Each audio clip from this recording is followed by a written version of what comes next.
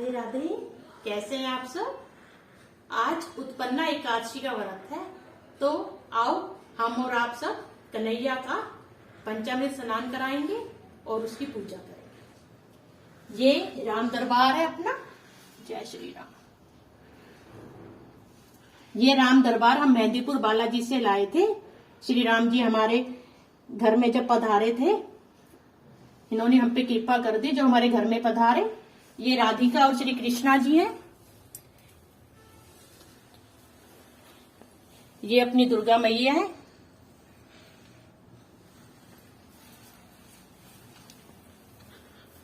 ये गणपति, लक्ष्मी माता, कुबेर जी। ये अपना कन्हैया है। ये उनकी गैया है। ये नवग्रह यंत्र है। ये श्री यंत्र है। ये शंख देव है और ये माता रानी के चरण है। अब हम पहले पंचामृत बनाएंगे, उसके बाद फिर हम स्नान और पूजा शुरू करेंगे। पंचामृत जो हमने बनाना है, जिसमें हमें कन्हैया को स्नान कराना है, उसके लिए हम पहले कच्चा दूध लेंगे। थोड़ा सा कच्चा दूध होता है, ये शहद होता है। आप शहद मिला लीजिए इसके अंदर।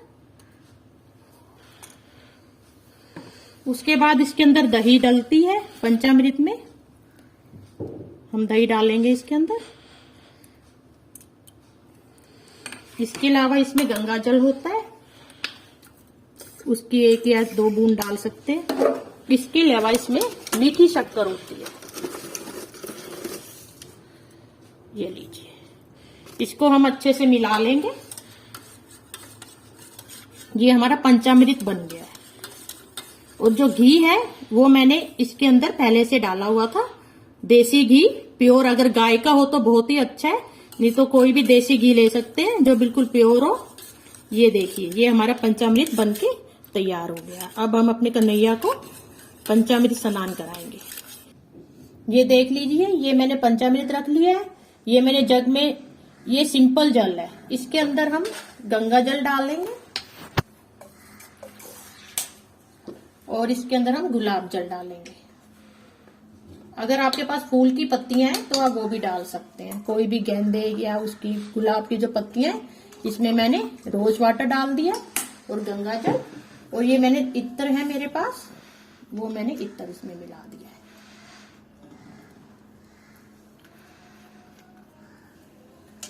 उसके बाद सबसे ज्यादा उत्तम स्नान जो कराना होता है वो तांबे की लुटिया में होता है, कि आप चांदी की भी ले सकते हैं।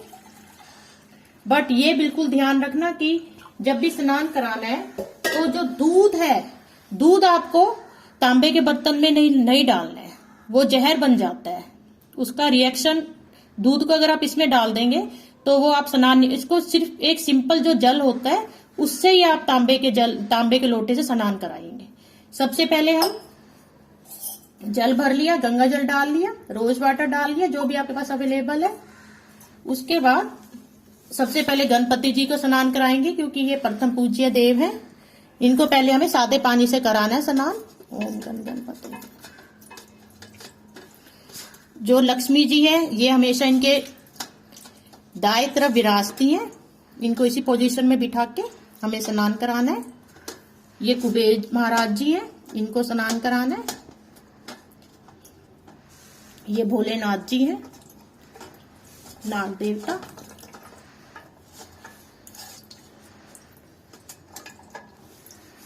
ये मेरा शिव परिवार है। ये नर्मदेश्वर जी हैं, मैं आपको दिखा देती हूँ। ये मेरे पिताश्री नर्मदा जब स्नान करने गए थे तब लेके आए थे। ये देख लीजिए, बहुत ही चमत्कारी शिवलिंग है नर्मदेश्वर महाराज जी। ये जिनके घर में आ जाते हैं, बस मैं फिर क्या बताऊं इनकी महिमा के बारे में। ये नर्मदेश्वर भोलेनाथ है, इनको भी स्नान करा रही हूं मैं। ये अभी सिंपल मैं सादे जल से करा रही हूँ, गंगा जल और गुलाब जल से। उसके बाद फिर हम अपने पंचामृत से कराएंगे।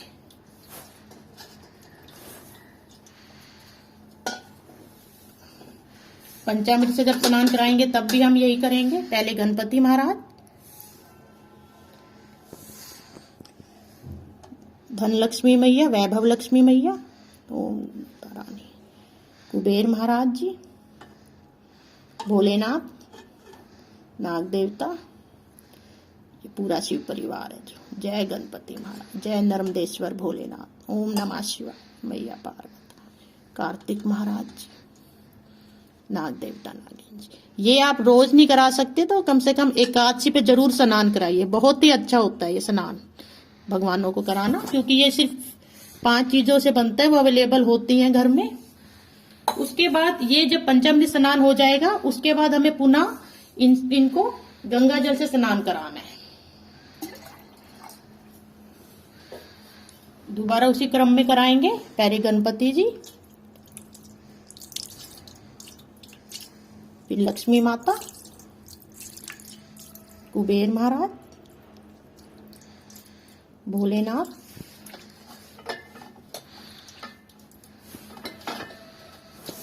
और ये शिव परिवार, नर्मदेश्वर महाराज, शिव परिवार। ओम नमः शिवाय, ओम नमः शिवाय, ओम नमः भगवते वासुदेवाय का उच्चारण करते रहेंगे तो आपकी जो घर में जितनी भी नेगेटिव एनर्जी है सारी की सारी दूर हो जाएगी। अब जब हमने स्नान करा लिया तो इनको साफ कपड़े से पोंछ के हम वहां पे अपना इनको विराजित करेंगे। अभी फिर ये इत्र लगवा के फिर वस्त्र धारण करेंगे। गणपति जी को मैंने विराजित कर दिया है। वैभव लक्ष्मी, धन लक्ष्मी माता रानी अब जाएंगी, ये विराजित होगी है। उसके बाद कुबेर महाराज जी, ये लक्ष्मी जी की सेक्रेटरी हैं एक्चुअली, इसलिए उनके साथ ही बैठेंगे। ये मैंने सारे भगवान अपने पोंछ के रख दिए। अब अपने कन्हैया की बारी है। ये कन्हैया की नाइट ड्रेस है। कन्हैया जी को यहाँ पे बैठा लीजिए। कन्हैया जो है वो शंख से स्नान करते हैं, इसलिए पहले हम शंख को स्नान कराएंगे। वैसे ही क्रम में पहले गंगा जल से, फिर पंचामृत से,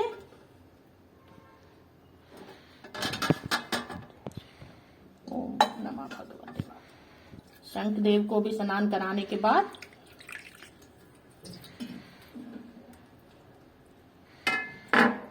उसके बाद कन्हैया की बारी है। कन्हैया को स्नान कराते हैं। ओम नमः भगवते वासुदेवाय।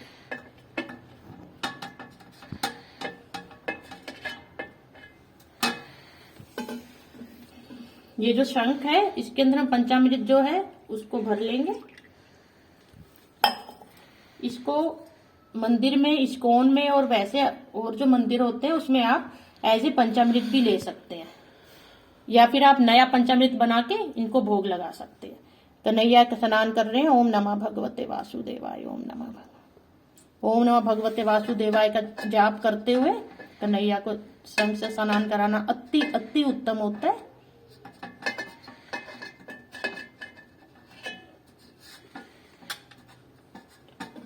उसके बाद सादा गंगा जल से स्नान करा देंगे।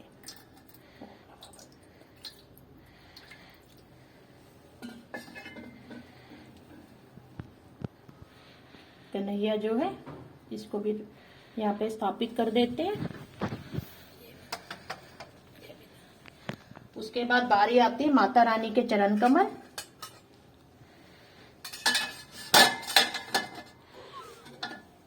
इनको भी उसी क्रम में कराएंगे हम स्नान, पहले सादे जल से।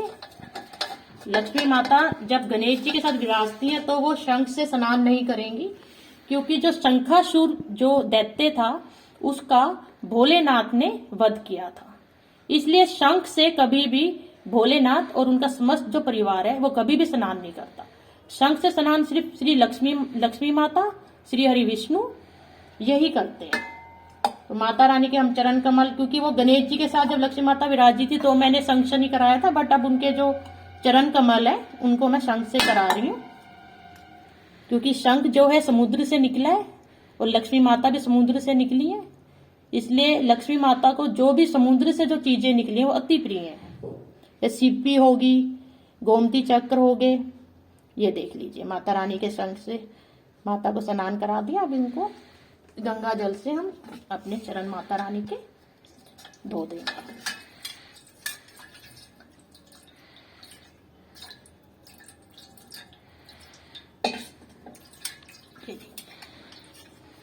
इसको भी पोंछ देते हैं। माता रानी के चरण भी पहुंच गए। उसके बाद बारी आती है श्रीयंत्र। श्रीयंत्र भी आप सबको पता ही होगा, घर में रखना अति शुभ होता है। ये श्री हरि लक्ष्मी जी जो विष्णु प्रिया हैं, श्री लक्ष्मी जी, उनको अति प्रिय है श्रीयंत्र। श्रीयंत्र को भी हम पंचामृत स्नान कराएंगे। जय श्रीयंत्र।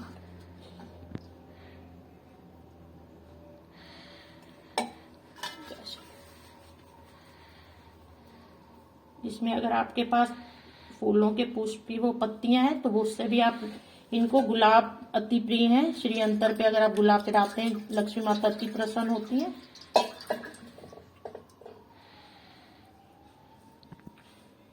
श्रीयंत्र जी ना लिए, एक बार मैं इनको भी पहुंच देती हूँ।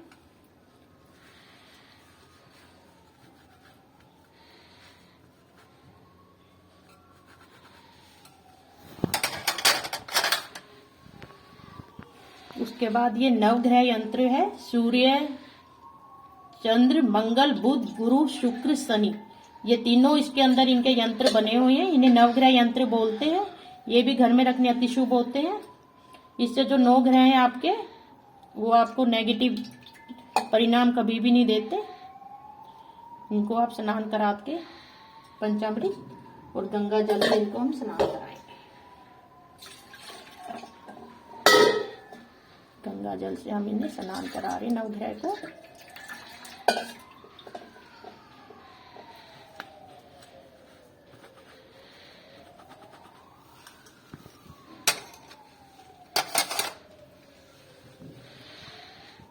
उसके बाद ये कन्हैया की जो गैया होती है वो भी स्नान करेंगी। कामधेनु माता का नाम लेते हुए आप इन्हें स्नान कराइए, क्योंकि कन्हैया जहाँ पे है वो गैया रखना बहुत जरूरी हो जाता है, क्योंकि उन्हें कन्हैया को गोपाल बोला गया है, क्योंकि ये जो गोपालक है। इनको मैं, क्योंकि यहाँ पे गणेश जी की प्रतिमा है और गणेश जी जो है संग से स्नान नहीं करते, इसलिए मैं इनको ऐसे ही करा रही हूँ स्नान। जय हो कामधेनु।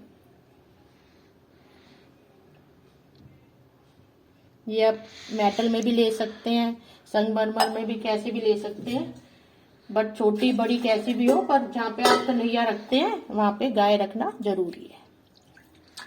ये लीजिए, ये इन्होंने भी स्नान कर लिया।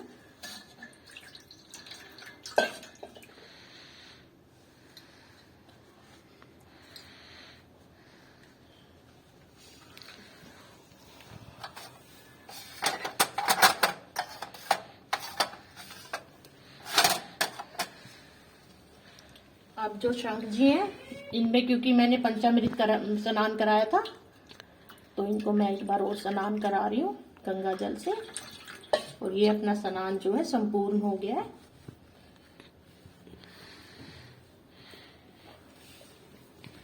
अब जो मैं आपको बताना चाह रही हूँ, ये जो आपका पंचामृत का जो जल है, इसको भूल कर भी नाली में नहीं डालना है।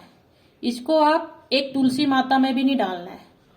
तुलसी माता के अलावा कोई भी आपके घर में जो प्लांट है आप उसमें डाल सकते हैं, या सिंपल जो जमीन है उसमें डाल सकते हैं, बट अपने घर के बाहर नहीं जाना चाहिए ये, क्योंकि आपके घर में ये इतना पॉजिटिव होता है कि इसको घर पे ही आपको डालना है। ये शिव परिवार है। ये मेरे पिताश्री और माताश्री मानसरोवर गए थे भोलेनाथ और माता पार्वती जी के दर्शन करने, तो वहां से ये लेके आए हैं।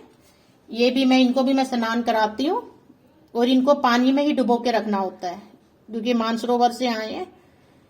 इनको मैंने शिव परिवार के रूप में ही पूजती हूँ मैं इन्हें। इनको भी पंचामृत स्नान करा रही हूँ मैं। ये देख लीजिए आप, ये भी इसी क्रम में स्नान करेंगे। ये मैंने गणेश जी बना रखे हैं। पहले गणेश जी, ये भोलेनाथ बनाए हुए हैं। ये भोलेनाथ जी हैं, ये पार्वती मैया है,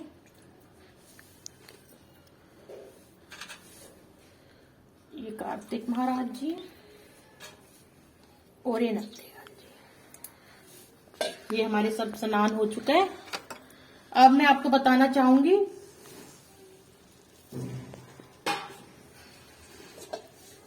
ये जो आपके घर में जो बड़ी मूर्तियां होती हैं, जिनको हम रोज स्नान नहीं करा सकते, उनको हम गंगा जल का छींटा मार देते हैं। इसलिए मैंने इनको स्नान करा दिया सबको, और इनको मैं गंगा जल का छींटा मारती हूँ, हर हर गंगे हर। क्योंकि इनको हम ये हो नहीं सकता कि इनको हम रोज स्नान कराएं, जो अपनी बड़ी मूर्तियां होती हैं घर में। जय हो। गंगा जल आप अगर पूरे घर में भी छिड़केंगे तो भी बहुत अच्छी बात है। हर हर गंगे करते हुए गंगा जल को पूरे घर में छिड़कना चाहिए। अब आती है बारी इत्र लगाने की। ये मेरे पास इत्र है, ये तो मेरे पास इत्र है जो उसमें है, चंदन में है, और दूसरे वाला जो है वो मोगरा में है। तो चंदन जो है वो कन्हैया को अति प्रिय है, तो इसलिए कन्हैया को मैं चंदन ही लगाऊंगी। पर इत्र भी मैं पहले गणपति जी को लगाना चाहूंगी। गणपति जी इनके वस्त्र पे हम अलग से लगाएंगे, बट अगर इनके ऐसे लगा देते तो बहुत ही अच्छा इनको अंदर से इनका महक जाते हैं। ये भोले कन्हैया को मैं ये लगा रही हूँ चंदन का, क्योंकि उसको चंदन की, ये माता रानी को भी चंदन का लगा रही हूँ, शंख देव जी को, भोलेनाथ जी को भी चंदन का इत्र लगा रही हूँ, क्योंकि भोलेनाथ जी को भी चंदन अति प्रिय है। इस जो भोलेनाथ जी का समस्त परिवार है, जो नर्मदेश्वर भोलेनाथ, पार्वती मैया, इन सबको मैं ये लगा रही हूँ चंदन का इत्र। नवग्रह हैं जो, उनको आप कोई भी लगा सकते हैं, उनको भी ऐसे करके आप इत्र लगाइए, अति शुभ होता है। श्रीयंत्र है, उनको भी मैं चंदन का ही लगा रही हूँ। और ये कामधेनु जो गाय माता है, उनको भी मैं चंदन का ही लगा रही हूँ। कोई भी इत्र ले सकते हैं आप, रोज का, मोगरे का, गुलाब का। इत्र लगाने के बाद अब बारी आती है इनको वस्त्र पहनाने की। सर्वप्रथम मैं गणपति जी को वस्त्र पहना रही हूँ, क्योंकि पहले मैं चौकी पे इनको ही बिठाऊंगी। इसमें आपको कम से कम 1 घंटा लगता है पंचामृत स्नान में, बट आप प्लीज, मेरा तो आपसे यही रिक्वेस्ट है कि आप जरूर करिए, कम से कम एकादशी पे जरूर करवाइए। ये मैं माता लक्ष्मी को पहनाने लगी हूँ। ये माता धन लक्ष्मी ने पहन लिया है, ये मैं यहाँ पे चौकी पे बिठा रही हूँ। ये है अपने कुबेर महाराज जी। अब है बारी मेरे कन्हैया की। कन्हैया राधे राधे बोलो सबको, जो आपको देख रहे हैं, राधे राधे बोलोगे ना। चलो, अब कन्हैया पहन रहे कपड़े। ये कन्हैया बहुत ही ज्यादा स्वीट है, बहुत ही प्यारा प्यारा है। ये देखो कन्हैया, ये पहन लिए कन्हैया ने कपड़े। कन्हैया को ज्यादा चुभने वाले कपड़े पसंद नहीं है, इसलिए मैं इसको थोड़ा कम ही पहनाती हूँ। इसको मुकुट वगैरह लगाना इसको बहुत बिल्कुल अच्छा नहीं लगता, माला वगैरह। ये रिलैक्स रहना ज्यादा अच्छा। कन्हैया, अब कन्हैया और जो भी जिनको मैंने वस्त्र पहनाए, इनको ऊपर से भी मैं इत्र लगा रही हूँ। ये लीजिए। उसके बाद बारी आती है कन्हैया की गैया को इसके साथ बिठाने की।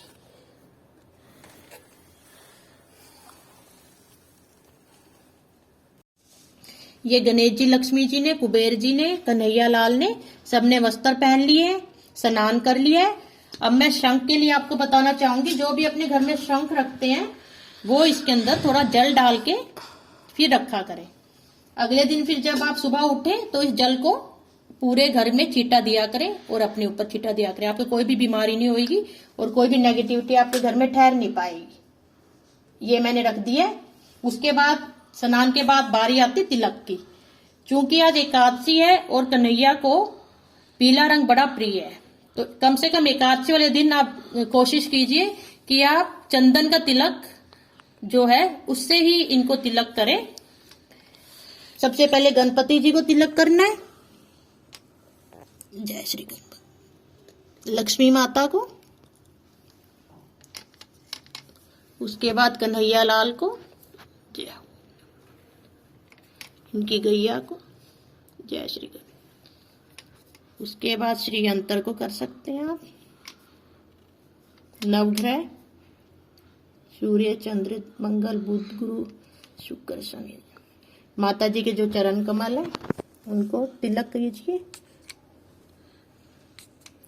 शंखदेव को और ये कुबेर महाराज जी। उसके बाद मेरे जो ये भोलेनाथ जी हैं, इनको भी चंदन अति प्रिय है। भोलेनाथ पे कभी भी जो ये सिंदूर का तिलक नहीं लगता है, इनको चंदन का ही ज्यादा लगता है। आप माता पार्वती को अलग से सिंदूर का तिलक लगा के अपने बिंदी या इसमें लगा सकते हैं, इससे आप सौभाग्यवती होंगी। तीनों उंगलियों के साथ भोलेनाथ जी को तिलक लगाना है, पार्वती मैया जी को, कार्तिक महाराज जी को, नंदीगण को, इनको ये करके इनका ये तिलक हो गया है। जय मेरी मैया। इनको भी मैं अब इनके जो जगह है वहां पे इनको स्थापित कर रही हूँ। तिलक के बाद जो बारी आती है वो उसकी आती चावल की। तो आपको ये तो पता ही होगा कि भी एकादशी है तो हम चावल का प्रयोग नहीं करेंगे, इसलिए हमें व्हाइट सफेद वाले जो तिल आते हैं, व्हाइट तिल या सफेद तिल, ये देख लीजिए आप, हमें इसका प्रयोग करना है। हम कथा भी इसी तिल से करेंगे। और अगर आपके पास ये नहीं है तो आप ये वाले तिल ले सकते हैं। काले तिल तकरीबन सबके घर होते हैं, क्योंकि शनिवार को हम ये चढ़ाते हैं शनिदेव पे या पीपल पे। इन दोनों में से किसी भी तिल का आप प्रयोग कर सकते हैं, पर आपको चावल बिल्कुल भी भूलकर भी नहीं चढ़ाना है एकादशी को। इसका भी यही क्रम है। पहले गणपति जी को जाएंगे, लक्ष्मी माता को, इनको सबको जाएगा ये, कन्हैया लाल को, जय श्री राधे, भोलेनाथ जी को, संपूर्ण शिव परिवार जी को। और जो आपके घर में जो आप कलश रखते हैं भगवान के पास भर के, उनको भी रोज तिलक करिएगा। कलश को भी, कलश पूजन आप रोज करेंगे तो बहुत उत्तम होएगा। उसके बाद इनको भी आप चावल की जगह सफेद जो तिल है उसको लगा देंगे। उसके बाद बारी आती है, हमारा स्नान हो गया, तिलक हो गया। उसके बाद बारी आती है जो हम अपना जोत प्रज्वलित करेंगे उस थाली की। जो वो थाल है जो आपकी, उसमें आप सबसे पहले ओम लिखिएगा, क्योंकि जो ओम है, ओम के चारों तरफ 3000 जितनी पॉजिटिविटी होती है, सबसे ज्यादा पॉजिटिविटी ओम और सत्य में होती है। ओम श्री, इसको आप किसी भी उससे लिख सकते हैं, रोली से, किसी से भी, चंदन के तिलक से। ओम श्री, आपको यहाँ फिर सथिया बनाना है, लीजिए। डेली आप अगर अपने घर पे दीवार पे हम डेली नहीं बना सकते, तो अपनी पूजन की थाली में भी अगर हम रोज की रोज सथिया बना देते हैं तो वो उसका उतना ही फल मिलता है। ये करने के बाद, क्योंकि जो दीपक देव होते हैं उनके सिंहासन हेतु हम यहाँ पे सफेद तिल डालते हैं। ये एक तरह से दीपक देव जी का सिंहासन। आज मैंने सफेद तिल डालने हैं क्योंकि आज एकादशी है, नहीं तो आप चावल भी डाल सकते हैं। उसके बाद हम दीपक रखेंगे घी के साथ। उसके बाद हम जोत प्रज्वलित करेंगे। ओम गण गणपते, जय श्री राधे। ये हमारी जोत प्रज्वलित हो गई है। जय कन्हैया लाल की जय हो। जोत के बाद ये याद रखिएगा, हमें अपने हाथों को धोना होता है। हाथ धोने के बाद जो दीपक देव है उनको भी तिलक समर्पित कर दीजिए और इनसे प्रार्थना कीजिए कि पूरी जिंदगी हमारे घर में कभी भी अंधकार ना हो। और इनको चावल समर्पित कर दीजिए। आज एकादशी है तो मैं सफेद तिल दे रही। ये आपकी संपूर्ण पूजा विधि होगी है। उसके बाद आप एकादशी व्रत कथा की पुस्तक से एकादशी व्रत कथा कहिए श्री कृष्ण जी की, और साथ में पीछे बिंदाई जी की कहानी कही। कन्हैया का व्रत हो और अगर तुलसी की बात ना हो तो ये तो हो ही नहीं सकता। तो जब हम कन्हैया को स्नान करा दे, तिलक लगा दे, उसके बाद हमें इनको तुलसी समर्पित करनी है जो इनको अति प्रिय है। और जो कन्हैया का जो जल है उसके अंदर भी आप तुलसी डालें, क्योंकि ये तुलसी वाला जल ही पीते हैं। और इसके अलावा जो भी कन्हैया को एकादशी के दिन आप भोग समर्पित करें, उसके अंदर भी तुलसी का एक एक पत्ता डालें। अब जो मेरी अगली वीडियो है उसमें मैं आपको भोग लगा के और तुलसी का पत्ता डाल के दिखा दूंगी। राधे राधे, धन्यवाद।